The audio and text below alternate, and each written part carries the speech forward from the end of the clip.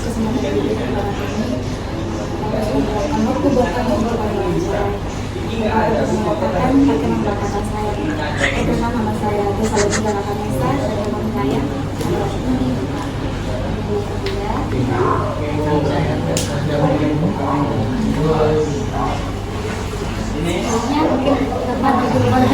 Oh iya, saya juga perkenalan ya. Kalau saya Ikhwan Bakri, nah biasanya akrabnya dipanggil Ozi.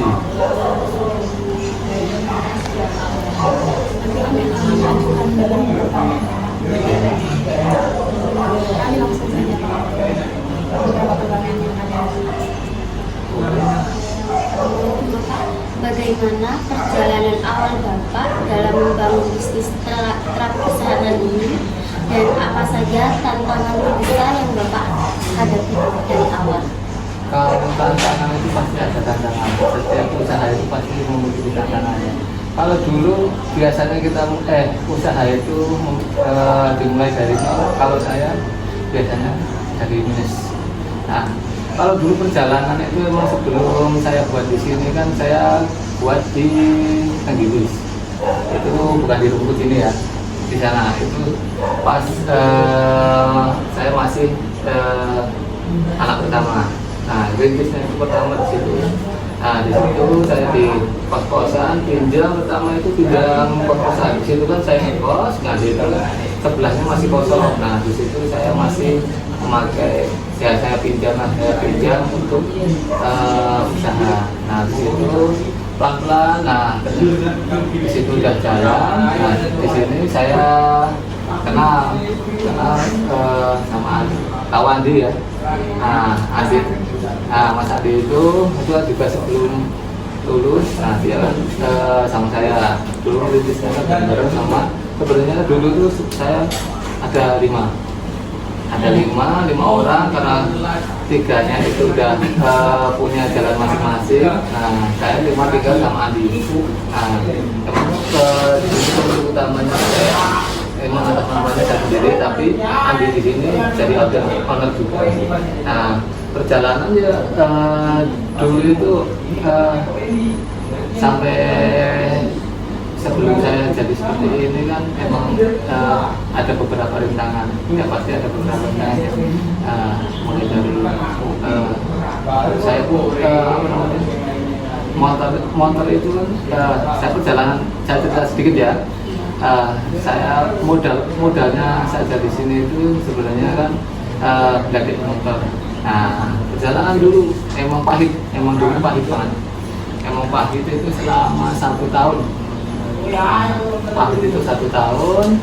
Nah, alhamdulillahnya berjalannya 4 tahun ini ya. 4 tahun ini saya udah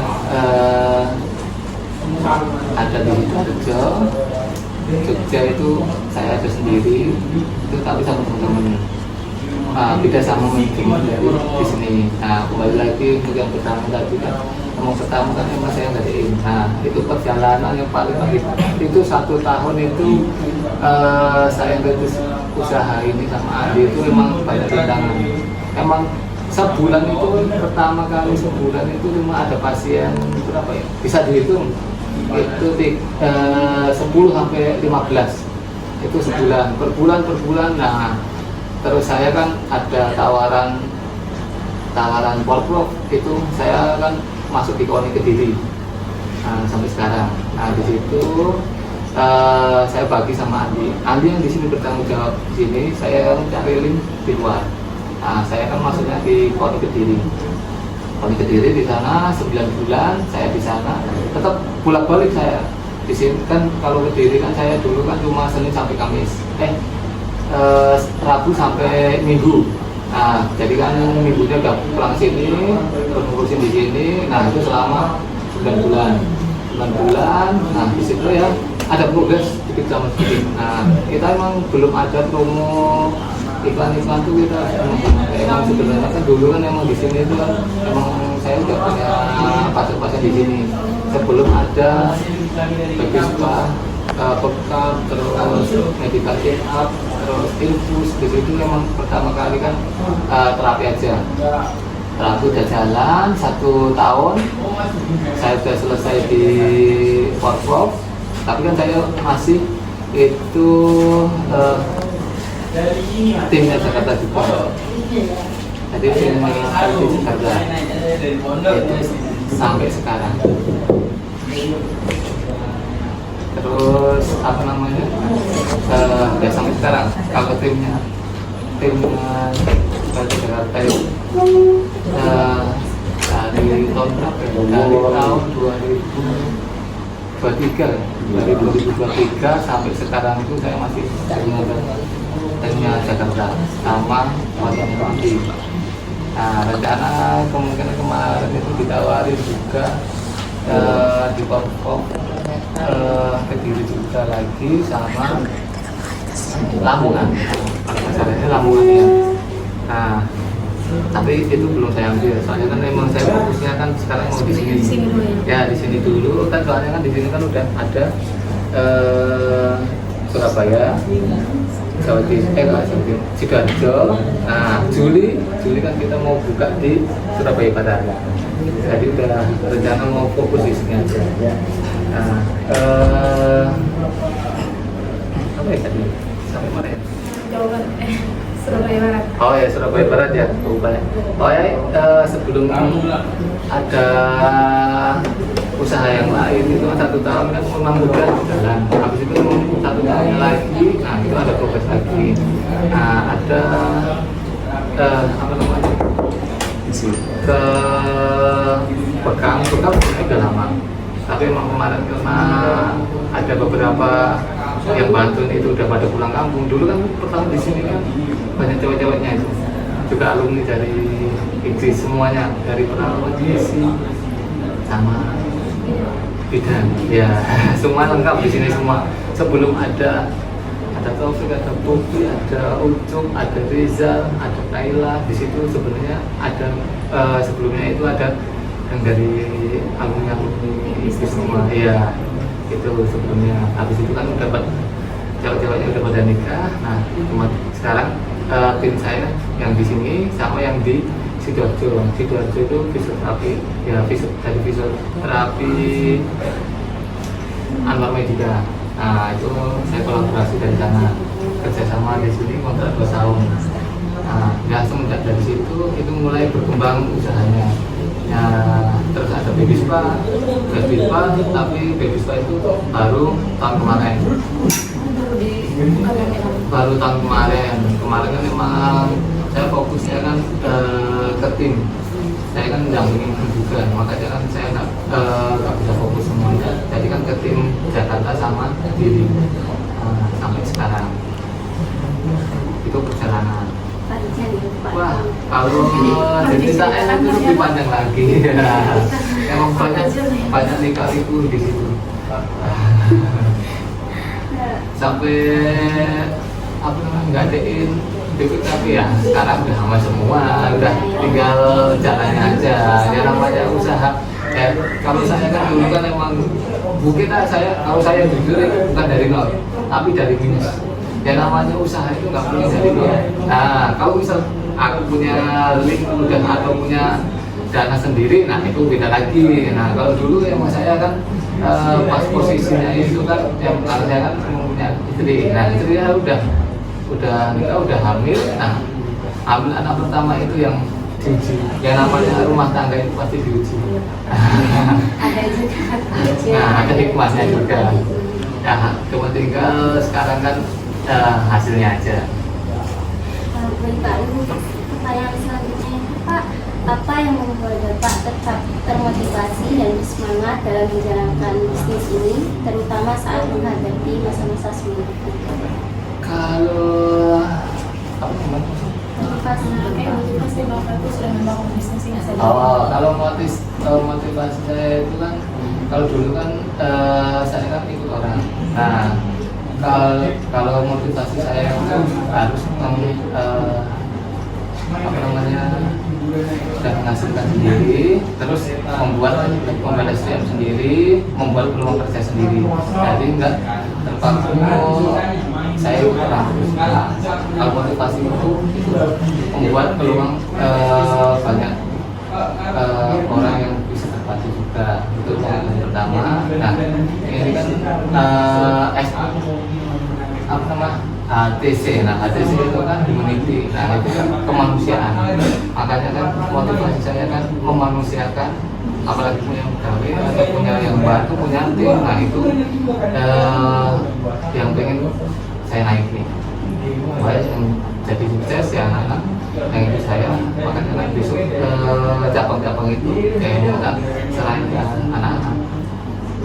Jadi Bapak kerja di belakang. Nah, ya di balik layar. Pasti emang dulu kan udah pernah terjun juga, udah terjun sendiri udah pernah, sekarang udah punya tim. Nah, sekarang kan semuanya udah diserahin sama tim. Terus untuk strategi pemasaran yang paling efektif yang Bapak gunakan untuk menjangkau dan menarik klien? Mau tunggu? Tahu nggak mau tunggu? Ya, jelasin. Paling efektif itu mulut ke mulut. Nah, makanya kalau di sini itu jarang ada iklan-iklan. Nah, emang dulu pernah iklan, tapi kan emang nggak se-efektif mulut. Kalau mulut itu pasti lebih efektif. Misal ada pasien gini, nah cuma bilang di sini enak, pelayanannya bagus, habis itu treatmentnya enak, habis itu hasilnya juga ada. Nah, di situ yang paling efektif banget mulut. Nah, mulut kalau apa namanya, medsos itu kan emang berpengaruh, tapi emang mulut itu paling efektif. Ya namanya media sosial itu kan cuma penasaran. Misal datang ke sini, nah kalau misal mau tumbuh itu udah pasti bakal ke sini bawa teman-temannya. Nah, sesuai pengalaman juga. Terus untuk kualitas apa aja yang harus yang penting dimiliki sama usaha? Komitmen. Nah, kalau usaha percaya proses. Ya namanya usaha itu enggak. Nah, iya. Intinya percaya proses. Nah, ya namanya usaha itu nggak mungkin instan. Kalau usahanya mulai dari nol ya, kalau memang orang tuanya ada, nah itu nggak, beda sendiri, beda konteks. Nah, kalau misal emang kita biaya dengan sendiri tanpa bantuan orang lain, nah itu usahanya proses saja. Yang namanya usaha itu nggak mengkhianati hasil. Nah, buktinya saya sendiri ya, sudah membuktikan sendiri. Nah, Mungkin ini nanti ada 2 pertanyaan terakhir ya Pak. Untuk pertanyaan yang pertama itu, adakah maksudnya Bapak itu ada peluang lagi untuk membangun bisnis ini? Maksudnya beberapa tahun ke depan kayak ada inovasi atau target gitu? kalau inovasi pasti ada. Kan di situ kan ada di banner itu kan ada exercise. Jadi di sini besok rencana kan emang pertama saya buat di situ kan di banner pertama itu kan ada baby spa, terus post-stroke. Nah, kalau yang terapi satu ini kan emang pasien post-stroke. Nah, terus ada kesehatan. Nah, di sini kan emang ada teman-teman kan dari perawat, gizi, bidan. Nah, di sini kan semuanya saya masukin di sini, sama biar ilmunya yang udah di kuliah itu enggak bukan berkembang, biar nggak hilang ya, biar nggak hilang. Di sini kan ada baby spa, ada terapi, ada infus, nah terus ada bekam. Nah, di situ kan ada rekam medis itu pasti ada, terus konseling gizi itu ada juga. Jadi kan setiap ada baby spa misal namanya ibu kan mesti jerawat ya, bukan jerawat, menanyakan hal yang baik. Nah, di situ kan pasti nanya tentang anaknya. Misal anaknya nggak mau makan, nah di situ kan konseling gizinya itu berperan. Nah, gizi itu emang paling berperan juga untuk anak, apalagi untuk terapi. Dan namanya pasca cedera. Nah, itu kan emang butuh nutrisi-nutrisi yang harus dibangun. Nah, biar pemulihannya itu lebih cepat. Nah, makanya kan dari teman-teman gizi di sini kan ada juga perannya juga. Nah, perawat di situ kan ada infus juga, ada infus vitamin, ada infus biasa. Nah, itu juga ada, bekam juga ada juga. Nah, Bebispa itu ke bidan. Nah, kalau bidan emang di Bebispa, terus sama misal ada budak-budak yang misal apa namanya yang konsultasi tentang kehamilan, habis itu KB, nah di situ itu saya serahkan ke bidan semua. Nah kayak gitu. Kalau target emang di sini besok ini saya rubah semua.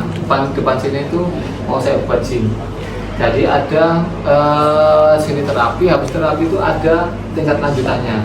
Itu kan cuma cedera ringan. Nah di sini nanti ada penguatannya. Jadi ada terapi, habis itu ada penguatan biar lebih efektif lagi, lebih lengkap lagi. Jadi pasien-pasien itu biar pulang itu udah maksimal, bisa habis selesai terapi nanti kalau misalnya olahraga atau kegiatan sehari-hari udah maksimal. Mungkin ini untuk pertanyaan terakhir. Apa yang menjadi pesan atau inspirasi Bapak untuk yang ingin Bapak sampaikan ke calon pengusaha atau yang tertarik di bisnis terapi? Kalau pesan itu pasti ada ya, untuk teman-teman yang baru membangun itu pasti semangat itu pasti pertama itu semangat untuk berusaha untuk membangun bisnisnya sendiri-sendiri atau bisnis apapun di situ. Nah kalau tidak percaya proses itu pasti bakal ya kegagalan itu pasti ada. Yang namanya usaha itu tetap semangat, percaya proses, habis itu berpikir positif aja untuk kedepannya itu pasti bakal ada hasil. Intinya percaya proses saja. Kalau untuk pengusaha-pengusaha muda seperti kalian, misal habis itu percaya proses saja, namanya usaha itu pasti bakal ada hasil. Walaupun kecil-kecil, nah pasti ada hasilnya. Mungkin itu aja pertanyaan yang kami sampaikan di siang ini. Terima kasih karena Bapak sudah meluangkan waktu buat kami di era sibuknya Bapak sekarang. Iya. Apa-apa man, santai kok. Sekian dari saya, terima kasih. Sama-sama. Nah untuk rekan saya ini, nah pasti udah tahu kan? Iya. Nah maksudnya yang paling berjasa dulu. Nah kita merintis kita berdua, makanya kan bisa sampai sekarang. Nah ada mau sebenarnya kan kita mau bukanya kan di Malang karena ada investor, kita bukanya di Surabaya Barat. Nah tahun depannya lagi kita mau Malang itu pasti ada. Iya rencana kan kemarin kan memang minta banyak dari Madiun, Pontianak, Surabaya Barat sama Malang. Kita emang tahun ini di Surabaya Barat dulu, depan di Malang. Ya, proses namanya juga proses, dikit-dikit tapi ada hasil. Apalagi? Sudah, Pak. Oh, ya.